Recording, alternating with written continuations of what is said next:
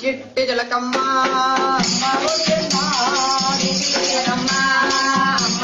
Hello sarpanch సాబ్. ఎవరు?